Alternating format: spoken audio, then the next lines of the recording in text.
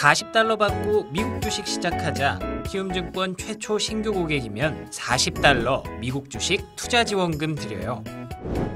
비대면 최초 신규 고객 국내 주식 100만 원 이상 거래하면 현금 4만 원도 추가로 드려요. 해외 주식은 원금 손실 발생이 가능하며 그 결과는 투자자에게 귀속되오니 유의하세요. 월스트리트 모닝 브리핑 함께하고 있습니다. 저희는 6시 30분부터 7시 30분까지 라이브로 함께하고요. 여기는 여의도 오픈 스튜디오입니다. 여기 네. 놀러 오시면은 저희 생방송 하는 그렇습니다. 거를 지켜보실 수가 있으니까 여러분 아침에 일찍 일어나시는 분들은 한번 네. 놀러 오셔도 좋을 것 같습니다. 잠깐 삐그덕거렸는데 잠깐 삐그덕거렸죠. 근데 저는 삐그덕이라는 말을 입에 안 붙는 것 같아요. 근데 어떻게 그게 그렇게 오해했을까? 제가 삐거덕 됐네요. 그렇습니다. 표준어있어서 다시 제가 한번 삐거덕 됐다는 말씀을 거. 드립니다. 예. 네, 알겠습니다. 이번에는 키움증권 글로벌 리서치 팀의 안성쿠 팀장 함께합니다. 어서 오세요. 안녕하십니까. 삐거덕 어느 쪽이셨습니까? 저도 삐그덕일 줄 알았죠. 그러니까 우리가 그냥 쉽게 네, 일반적으로. 발음하기 더 쉬운 게 네. 삐그덕이니까.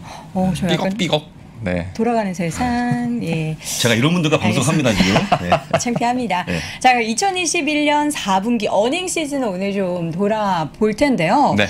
어떤 부분을 먼저 오늘 좀 둘러볼 예정이신가요? 네, 가장 관심 많으신 네. 빅7, 되게 시가총액 기준으로 제일 큰 종목이고 네. 서학개미 분들이 가장 좋아하는 그 IT 중심의 대형주를 중심으로 좀 살펴보려고 합니다. 네. 지난 10월 저희가 중순에 처음 시작했을 때 첫 방송 때 제가 소개를 해드렸었거든요. 3분기 어닝 맞아요. 시즌 둘러보겠는데 이번에 4분기 어닝 시즌도 한번 정리를 하고 가도록 하겠습니다.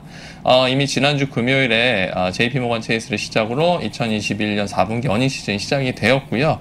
보통 어닝 시즌이 한 4주 정도 진행이 되는데 4분기에는 한 5주에서 6주 정도 진행된다고 보시면 됩니다. 이유는 이제 연간 실적까지 다 정리를 하다 보니까 약간 그 실적 발표하는 기간이 좀 늘어나더라고요. 예, 그래서 2월 말까지 쭉 이어진다고 보시면 될 것 같고요. 일단 이번 주가 1주 차인데 지난주 금요일에 이제 JP모건 체이스, 웰스파고, 시티그룹이 실적을 발표했고 이번 주도 대부분 금융주 중심으로 실적 발표가 이어지고 있습니다. 네. 17일 월요일은 휴장이라서 실적 발표 일정이 없고요. 그리고 18일부터 골드만삭스부터 시작해서 쭉 있는데 아마 금융주별로 관심이 없으셔서 그런가 보다 하실 건데 투자자분들이 가장 관심이 많이 모아지는 종목은 아무래도 넷플릭스가 되겠습니다. 목요일날 넷플릭스 실적 발표가 있고요. 그 외에 좀 살펴볼 종목들은 산업재 중에 물류운송 기업들의 실적 발표가 이어집니다. 뭐 아메리칸 에어라인스라든지 유나이티드 에어라인스라든지 그리고 또 JB헌트라든지 이제 육상과 항공 물류운송 업체들 실적 발표가 쭉 이어지니까 그 점 참고하시면 좋겠고요. 또 2주차에는 에너지 기업들이 이제 실적을 발표하기 시작을 하고요. 커뮤니케이션 서비스, IT, 그리고 필수 소비재 업체들이 실적을 발표합니다. 그리고 3주차, 그러니까 1월 마지막 주에는 헬스케어가 이제 본격적으로 실적 발표하고요. 그리고 경기 소비재, 특히 이제 주택 건설 업체들이 실적을 발표하니까 이것도 참고해서 보시면 좋겠습니다. 네. 그럼 이제 그 중에 사실 빅7에 대한 이야기 하기 전에 팩트셋에서 나온 그 실적 관련된 내용을 좀 말씀을 드리고 가려고 해요. 네. 지난해 12월 17일 기준으로 나온 자료를 보면 2021년 매출이 전년 동기에 비해서 한 16% 증가할 것이고 순이익은 45% 증가할 것이라고 나왔습니다. 네. 상대적으로 2020년에 비해서 2020년이 많이 부진했다 보니까 더 크게 나타났는데요. 반면에 4분기에 대한 실적 발표가 지금 이어지고 있는데 원래 실적 발표하기 전에 연간 전망치나 분기 전망치를 미리 한 번씩 이제 이야기를 하잖아요. 가이던스라고 하는데 대부분 지금 한 100개 정도의 기업이 가이던스를 발표를 했는데 긍정적인 업체가 37개, 부정적인 업체가 56개입니다. 그러니까 4분기 가이던스에 대해서 상대적으로 생각보다 좋지 않게 이야기한 기업들이 많다고 해요. 그럼 그 이유가 무엇일까 봤더니 그 전에 부정적 가이던스 발표했던 기업의 56%는 또 IT 기업들이었습니다. 일반적으로는 IT 기업이 왜 뭐가 안 좋았을까라고 할 텐데 아무래도 B2B 같은 경우에는 기업들이 예산을 이미 많이 집행을 하고 향후에 IT에 대한 투자를 좀 줄이는 방향으로 가고 있는 게 반영이 되지 않았나 싶고요. 일반적으로 또 살펴보면 실적에 부정적인 영향을 미친 요인들을 또 정리를 했더라고요. 팩트셋에서 자료를 보면 첫 번째가 이제 노동력 부족하고 네. 인건비 상승 이게 가장 크게 나타났고요. 다음이 이제 코로나19하고 그다음에 공급망 문제가 가장 크게 나타난 것으로 보입니다. 그 다음으로는 이제 물류 운송 비용이 크게 증가하면서 실적이 이제 마이너스, 실적을 깎아먹는 요인으로 작용을 했던 것들이 아무래도 기업들의 가이던스가 좀 부정적으로 나오는데 큰 역할을 하지 않았을까 싶어요. 그래 다행히 금리 인상 부분은 없네요. 네, 그 부분은 많이 그게. 안 들어가 있고요. 그러니까요. 사실 4분기 때 보면 금리가 쭉 오르다가 11월 중순, 12월 초반까지 계속 빠졌잖아요. 그 다음에 연말에 조금 올랐기 때문에 그래서 금융주들은 사실 재미를 많이 못 본 것 같기는 해요. 그 부분이 반영이 안 됐기 때문에. 그래서 금융주는 오히려 올해 들어서 1분기 실적부터 좀 더 살펴보시면 좋겠다는 생각이 들었습니다. 네. 그럼 빅7들의 실적 발표는 언제 하는지. 자, 이제 이번 주는 말씀드렸지만 금융주 위주라서 좀 조용하고요. 넷플릭스 위주로 아마 보실 것 같고 아마 다음 주부터 관심이 집중될 걸로 보입니다. 다음 주 화요일이죠. 25일에 마이크로소프트를 시작으로 해서 수요일에 테슬라 그리고 목요일에 애플 그리고 2월 1일 아마존닷컴은 약간 아직 정확하지 않더라고요. 어디는 2월 1일로 되어 있고 어디는 2월 3일로 되어 있는데 네네 아마 조만간 확정이 될 것 같고요. 알파벳도 2월 1일 화요일에 실적 발표하고 페이스북이 메타. 2월 2일 실적을 발표합니다. 그리고 지금 6개 종목 말씀드렸고 7번째로 엔비디아는 2월 23일 수요일에 실적을 발표하게 됩니다. 지금 보시면 3분기 때는 좀 종목들이 두세 개씩 모여 있었어요. 같은 날 실적 발표를 많이 했는데 이번 분기에는 지금 거의 하루에 한 종목씩 있어서 아마 밤잠을 여러 날 설치시지 않을까 싶습니다. 물론 이거는 뭐 저희 회사의 애널리스트들이나 아니면 다른 증권사의 관계자분들이 밤잠을 설치시겠지만 여러분들은 편히 주무세요. 네, 편히 주무시고 결과만 저희가 보시면 알려드리니까. 아마존이 날짜가 정해지지 않았다고 하면 그 빨라진다고 생각하십니까? 약간 아까 2월 1일이요? 네, 지금 현재 예상은? 근데 2월 3일도 있고 달라지지 않습니까? 네. 잘 나올 것 같으면 빨리 할 것 같고요. 못 나올 것 같으면 늦게 할 것 같아요. 제가 처음에 봤을 때는 시킹 알파에서 봤을 때 31일로 표시가 돼 있었는데 늦으시네요. 나스닥을 보니까 2월 1일이고 점점. 다른 사이트 봤더니 또 2월 3일로 되어 있어요. 근데 아마존은 뭐 워낙에 우리가 4분기 내내 이미 뉴스로 다 전해드렸잖아요. 좀 부진하다고 있다. 안 좋다 했는데 예상도 안 좋아요. 어떻게 발표하는지가 제일 중요할 것 같아요. 좋으면 빨리 할 텐데 네. 진짜 살펴봐야 될 거고요. 그래서 그렇습니다. 이제 7개 기업의 실적 예상치를 좀 정리를 해봤습니다. 애플 같은 경우에는 뭐 가장 크게 실적이 좋았던 거는 죄송합니다. 화면이 네. 애플 실적 또 마이크로소프트 실적 지금 보면은 테슬라가 뭐 제 눈에 많이 띄는 것 같아요. 지금 7개 종목 중에 빨갛게 표시를 해놨는데 테슬라의 매출 성장세가 무섭습니다. 거의 54% 이상 압도적이네요. 상승할 것으로 예상이 돼서 165억 2천만 달러 기록할 것으로 보이고요. EPS도 187.5% 증가할 것으로 예상이 돼서 뭐 거의 대단한 실적을 발표하지 않을까 싶습니다. 그리고 다음으로가 이제 엔비디아인데 엔비디아도 거의 매출은 50% 가까이 성장을 할 것으로 보이고 EPS도 56% 이상 성장할 것으로 보여서 주목이 되는 상황이죠. 다음으로는 이제 메타 플랫폼스하고 마이크로소프트인데 여기는 이제 18% 내외 매출 성장세 기록할 것으로 보이고 마이크로소프트는 정말 꾸준하죠. EPS도 지금 14% 정도 상승할 것으로 보이는데 메타 플랫폼스는 지금 EPS는 좀 많이 하락할 것으로 보입니다. 마이너스 2% 정도 기록할 것으로 보이고요. 그리고 아마존이 10% 미만의 성장세, 매출 성장세, 그리고 EPS는 무려 74% 가까이 감소할 것으로 보여서 아무래도 이제 물류 쪽에 투자하는 비용이 계속 증가한 것도 있고 또 물류 비용 자체가 많이 인상되고 인건비도 많이 증가하다 보니까 그런 비중이 상대적으로 많이 반영이 되면 주가 상승세가 과연 이루어질까 이런 의구심을 좀 갖게 되지 않을까 싶고요. 그다음에 구글하고 애플은 매출은 한 6% 내외 상승세 기록할 것으로 보이고 애플도 정말 꾸준하죠. EPS 한 12% 증가할 것으로 보여서 여전히 애플은 뭐 늘 말씀드리지만 뭐 걱정할 필요가 없는 종목이 아닐까 싶습니다. 애플에다가 이렇게 5.7% 이렇게 색깔을 칠하신 이유는 뭐 따로 개인적으로 좋아해서 이 기업을? 네, 7개 종목 중에는 매출 성장세가 가장 적어서 낮아서 적어서? 표시를 해놨습니다. 하지만 물론 다 플러스니까요. 네, 대신에 플러스니까. EPS 감소세가 지금 아마존닷컴이 74% 마이너스 그러니까요. 나오고 너무 있고 큰데, 메타 플랫폼스도 한 2%, 마이너스 2% 정도 나오니까 이 부분은 주주분들이나 추후에 투자를 하려고 고려하시는 분들은 참고하시면 좋을 것 같아요. 기존의 주주분들은 좀 그렇다 하시겠지만 좀 괜찮을 것 같은데 라고 생각하시는 분들은 이번에 실적 발표 결과를 지켜보면서 매매 포인트를 잡아보셔도 근데 좋을 이거 것 같습니다. 처음 보는 분들은 혹시 헷갈릴 네. 수 있으니까 이게 네. 이제 우리가 알고 있는 예상치고 네. 예상치고 그렇죠. 예상치 대비 결과가 어떻게 나오느냐가 중요한 거기 때문에 그렇죠. 지금 보시면 마이너스니까 주식 팔라는 게 아닙니다. 네, 그냥 네, 네, 아닙니다. 이건 예상이니까 보시면 되고요. 이거 대비해서 얼마나 잘 나오는지 못 나오는지가 중요한 거니까 그때 보시면 좋은데 작성하셨던 우리 팀장님 전반 의견은 뭐 좋았다.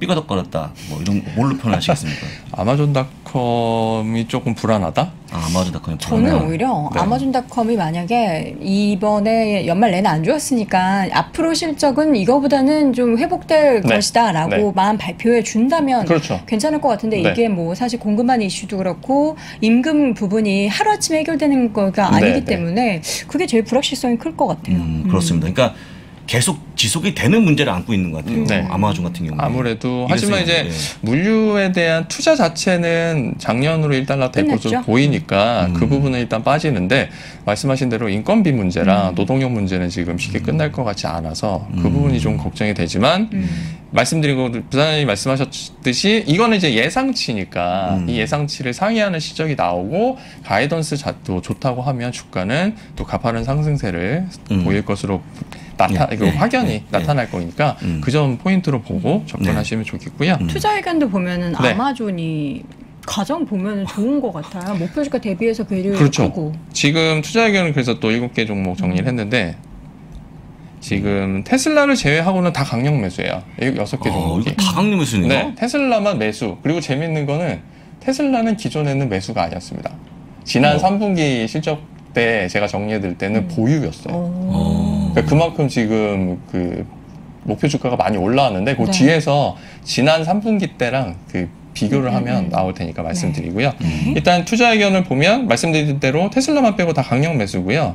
애플, 테슬라를 제외하고는 매도 의견이 전혀 없습니다. 다른 종목들은 네. 다 매수 아니면 보유고요. 아마존닷컴 같은 경우에는 매수만 30건. 그러니까 누구도 팔라고 하지 않아요. 근데 주가는 왜 그러냐? 뭐 다들 그렇게 문제를 제기하실 수 있는데 시간이 지나봐야 하기 때문에 뭐 다 아시는 거라서 그 부분은 더 언급하지 않고요. 대신에 다른 종목들의 어떤 목표 주가 차이를 보면 현재 목표 주가는 엔비디아가 현재 가격대보다 목표 주가와의 차이가 되게 괴리가 좀 큽니다. 33% 이상 가격 차이가 나고 있어요. 그러니까 최근에 300달러 하회하더니 지금 한 270달러 선까지 내려와 있는 상황인데 실적 발표 전까지는 변동성이 계속될 것으로 보이고 실적 발표 이후에 주가 방향성을 좀 확인을 하시면 좋겠다는 생각이 들고요. 아마존닷컴도 현재 최저가가 주가보다 낮은 상태에 있어요. 그러니까 목표 주가 가장 낮은 목표 주가가 현재 주가보다 높아요.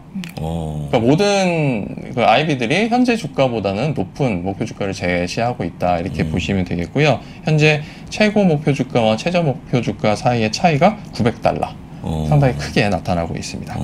그러면 실적도 어떤 기준이 있을 텐데 네. 지금 눈높이가 좀 내려가 있지 않을까 싶어요. 상대적으로 큰 많이 기대하지 내려가고 않고 있죠. 네, 네. 아마존도 주가는 비싸지만 약간의 좀 밸류에이션 내려가다 보니까 네. 좀 싼 맛에 매수할 수 있는 세력도 있지 않을까. 그렇죠. 예. 그렇죠. 싼 맛이라기에는 한 주당 너무 그러니까 비싸죠. 그건 이제 절대 주가고 한데 네, 네. 왜냐면 지금 계속 한 1년 반째 옆으로 지지부진하니까. 기어가잖아요. 거의 2년을 2년 됐어요, 거의 벌써? 2년으로 하고 보시면 되겠죠. 그러니까 2019년, 20년에 3,300달러 한 번, 3,000에서 3,000달러, 3,300 찍더니 약간 3,600 찍은 다음엔 계속 3,000에서 3,300 사이에서 지금 머무르고 있다 보니까 아마 거의 체감으로는 거의 3년째 주가가 지지부진하다고 느끼실 것 같아요. 투자자분들은. 제가 봤더니 오중 바닥을 보여주면서 오중 바닥을 보여주는 그런 또 네, 차트 보시면 아마 예. 하실 거예요. 네, 그렇습니다. 하지만 네. 늘 의견은 좋고 늘 성장세도 여전히 가파르기 때문에 그 부분은 참고하셔야 될 것 네. 같고요. 메타 플랫폼스도 지금 목표 주가하고 현재 주가 사이에 한 23% 정도의 괴리가 발생하고 있습니다. 그리고 구글하고 마이크로소프트는 최저가보다 역시 최저 목표 주가가 현재 주가보다는 높은 상태. 그리고 애플하고 테슬라는 상대적으로 큰 차이가 없는 상황인데요. 애플 같은 경우에는 지금 210달러, 최고가 210달러, 지난 주말에 금요일 날 목표 주가를 210달러 제시한 곳이 있어서 상대적으로 또 올라갔고요. 근데 최저치도 역시 많이 올라오긴 했습니다. 90달러까지. 네. 박하게 주는 그 IB가 하나 있잖아요. 그래도 90달러까지 많이 올라온 상태고요. 재미있는 건 이제 테슬라인데 최고 목표 주가는 1,580달러인데 최저치가 295달러로 괴리가 무려 1,285달러 정도 납니다. 상대적으로 매우 크기 때문에 이런 부분에 대해서 다들 그런데 주가가 어떻게 해야 되냐라고 많이 투자자분들이 그 불안해 하시지만 뭐 다양한 의견 중이고요. 그리고 많은 IB들이 대부분 매수 의견이나 보유 의견을 제시하고 있다는 점 감안하시면 좋을 것 같습니다. 종목별로 좀 나눠서 네. 볼까요? 자, 요건 이제 종목별로 투자 의견을 지난 3분기 때, 그러니까 10월 초 데이터랑 좀 비교를 해보려고 제가 정리를 했는데요. 애플 같은 경우에는 지난 10월 중순에는 목표 주가 평균이 169달러, 그러니까 170달러가 안 됐었는데 현재는 거의 180달러까지 올라왔습니다. 10달러 정도 올라와서 시장에서 애플에 대한 평가는 여전히 좋다. 위에가 현재고요. 네, 위에가 1월 아래가 14일 기준이고 10월. 아래가 작년 10월 12일 기준입니다. 그리고 IB 수도 늘어났음에도 불구하고 목표 주가는 계속 올라가고 있고요. 다음에 마이크로소프트 보시면 마이크로소프트는 지난 10월에는 336달러 정도 됐는데 현재는 373달러로 역시 한 40달러 가까이 상승이 되어 있는 상태고요. 최고 목표 주가가 많이 올라갔고 그리고 최저 목표 주가도 상대적으로 올라오면서 평균 목표 주가도 올라왔습니다. 그리고 IB 숫자도 한 4개 정도 증가를 했으니까 이런 것도 좀 참고해서 보시면 좋겠고요. 알파벳도 상대적으로 한 160, 170달러 정도 그 목표 주가가 상향이 됐고요. 그리고 전반적으로 뭐 최고 목표 주가나 최저 목표 주가나 다 올라오는 모습을 보이고 있습니다. 워낙 그 광고 실적이 좋다 보니까 그렇죠. 그리고 유튜브는 여전히 꾸준히 계속 그 유입자 수도 늘어나고 있고 시청 시간이 늘어나고 있는 추세를 보이고 있으니까 여전히 그 영향을 받고 있다고 보시면 되겠습니다. 그리고 아마존닷컴도 유의하다고 해야 될까요? 목표 주가가 좀 빠졌습니다. 10월 달에 평균 목표 주가가 4,196달러였는데 현재 1월 14일 기준으로는 4,150달러로 50달러 가까이 지금 좀 떨어진 상태예요. 아무래도 최고 목표 주가도 하향이 된 것이 가장 큰 이유가 될 텐데 300달러 정도 지금 주가를 좀 내려오고 있고요. 5,000달러까지 나왔는데 지금 4,700으로 떨어졌어요. 네, 실제로 최근에 IB들이 아마존에 대해서는 매수 의견을 계속 유지하고 있는데 목표 주가를 조금씩 조정하는 모습을 보이고 있어서 요점은 어떻게 보면 시장에서 실적이 좋았으면 좋다면 향후에 반등할 수 있는 기회로 보시면 좋을 것 같습니다. 그다음에 테슬라 목표 주가가 아까 말씀드렸지만 10월 달에는 700달러가 안 됐었습니다. 691달러였는데 최근에 목표 주가 평균은 1,050달러까지 올라와서 현재 주가는 거의 같은 수준인데요. 재미있는 거는 기존에 최저 목표 주가가 150달러였다가 현재 295달러까지 많이 올라왔다. 그러니까 하단이 많이 올라오면서 평균 목표 주가도 올라갔다고 보시면 되겠습니다. 그다음에 메타 플랫폼스는 여기도 좀 줄었어요. 줄었네요. 10월 달에 419달러였는데 현재는 406달러로 조금 줄었고요. 상대적으로 최근에 메타버스 트렌드를 이끌면서 주가가 그래도 낙폭을 줄이면서 상승세를 보이긴 했지만 반독점 이슈가 지금 계속 불거지고 있는 상황에서 유럽에서도 지금 여러 가지 이슈가 나오고 있으니까 그런 것들이 좀 불거지면서 주가가 조금 하방 압력을 받지 않나 싶고요. 이번에 실적을 좀 잘 살펴봐야 할 것 같습니다. iOS 쪽에 문제는 없을까요? 개인정보 강화? iOS 쪽 문제도 계속 반영이 됐는데 지난 처음에 우려했던 것보다는 상대적으로 크지 않은 것 같고요. 오히려 다른 스냅이라든지 다른 소셜미디어 쪽이 더 그 영향이 큰 것 같아요. 아무래도 페이스북보다는 인스타 쪽에 지금 아무래도 성장세가 크다 보니까 그래서 이번 발표하면서 그런 전망치까지 얘기하지 않을까 볼 수 있을 것 같고 또 한 가지 여기 메타플랫폼 중요한 게 뭐냐면 유저의 동향도 중요하지 않습니까? 그렇죠. 한 30억 명이 보고 있는데 얼마나 증가할지도 보면 좀 사실 페이스북 하십니까? 저 페이스북하고 인스타그램 다 하십니까? 그렇군요. 정말요? 최근에 많이 안 하는 그런 페이스북은 사실 좀 덜 하는 편이고 그렇죠. 아무래도 인스타로 많이 인스타로 가고 있죠. 하고 있고 근데 보통 이제 인스타에서 공유를 이제 페이스북으로 많이 해서 넘기다 보니까 그게 항상 뜨더라고요. 네. 인스타그램에 피드에 게시물을 올리면 이 게시물을 페이스북에 페이스북에. 공유하시겠습니까? 그러니까 페이스북에 뭔가 자료 이탈이 많이 나타나니까 계속 이거를 동시에 해라. 뭔가를 불어 넣어줘야 되는 상황이잖아요. 네. 네네. 그래서 그런 부분도 있는 것 계속 뜨고 같아요. 있다는 점이고요. 자, 마지막으로 엔비디아는 제가 지난 10월에는 빅6 갖고 전해드렸다가 이후에 빅7으로 전해드리면서 자료를 네. 이제 안 가지고 있는데 엔비디아는 현재 $359 목표 주가 제시하고 있고 네. 최고 목표 주가는 $400까지 보고 있습니다. 근데 현재 주가상으로 보면 $300 선에서 계속 매매 공방이 일어날 것으로 보이는데 최근에는 상대적으로 많이 하방향 바닥에서 빠졌기 때문에 실적 발표 전까지 계속 하방향은 좀 이어질 것으로 보이고 네. 대신에 실적이 앞서 예상치만큼 아니면 그 이상으로 나온다면 주가 상승세는 다시 이어질 것으로 보이니까 이거 좀 참고해 주시면 좋을 것 같습니다. 엔비디아 동의하십니까? 엔비디아 전 잘 나온다. 네. 아주 잘 나온다. 라고 기원하고 있습니다. 결과를 모르기 때문에. 근데 이런 질문 나올 것 같아요. 그 국내 국장하시는 분들은 이런 얘기를 보시면 매수하라면 파는 거다. 그쵸. 라고 우리 있잖아요. 네.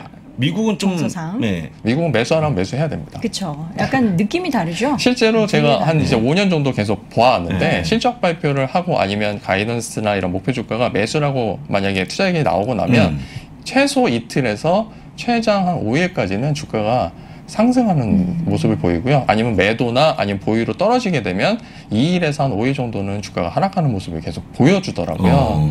그러다 보니 아무래도 국내는 매수가 해도 떨어지고 뭐 강력 매수를 해도 떨어지고 그 이유는 시장이 작기 때문에 정보가 빨리 돌아서 정보 불균형성이 있었기 때문에 미국은 워낙 시장이 크니까 그 정보를 보고 찬찬히 매수를 생각하고 또 기관이 어느 정도 이제 받침을 해주고 있으니까 그 매수 매도 의견 투자 의견에 따라서 투자자들의 어떤 움직임이 좀 나타나지 않나 싶습니다. 네. 여기는 적지 않으시고 직접 말씀하시려고 넷플릭스는 어떻게 개인적으로 사실 네. 넷플릭스는 개인적으로 잘 안 봐요. 네. 그러니까 넷플릭스 자체는 서비스는 보는데 네. 넷플릭스 주가는 주가는? 잘 안 보는 게 왜요? 왜냐하면 2020년 딱 접어들었을 때 저는 넷플릭스는 이제 아니다 아니다? 생각을 했었어요. 왜요? 왜냐하면 더 이상 구독자를 늘릴 방법이 많지 않다. 그러니까 성장세가 꺾였다.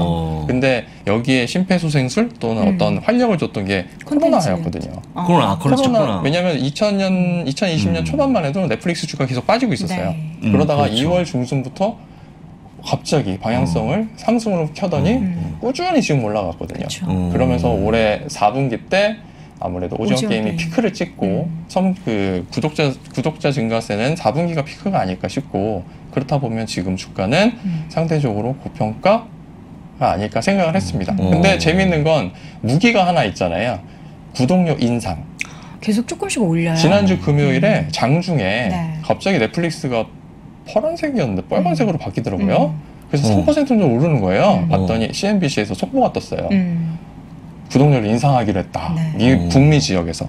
그러면서 주가가 3% 오르다가 마감에는 한 1% 정도 넘게 상승하고 끝났는데 강력한 무기, 가격 인상이라는 강력한 무기가 있다는 점을 고려하면 뭐 넷플릭스 실적에 따라서 좀 꺾이긴 할 텐데 그렇게 많이 빠지진 않을 것 같다는 생각이 들었습니다. 야, 우리 부장님이 얘기하신 거 있지 않습니까?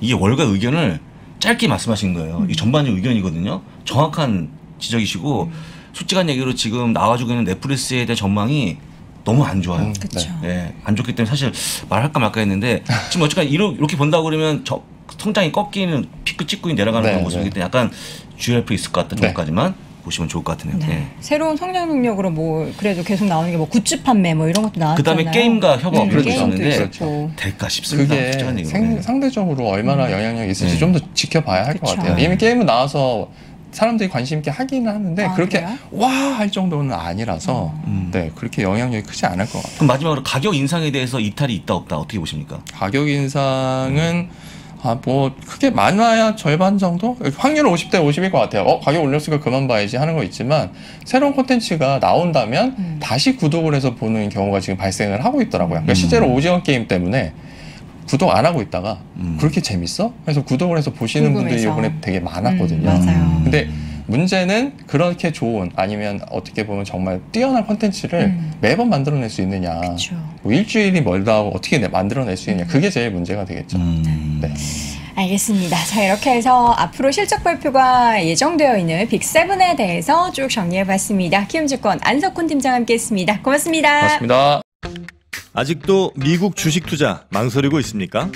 이 미국 주식 좋은 건 알겠는데 아직도 망설이는 당신을 위해 미국 주식 분야 최장수 베스트셀러 미국 주식이 답이다 개정판이 출간됐습니다. 코로나19 이후 달라진 시장 트렌드, 2020년 이후의 유망 종목, 또 테마별 추천 ETF까지 한 권에 모두 담아냈습니다.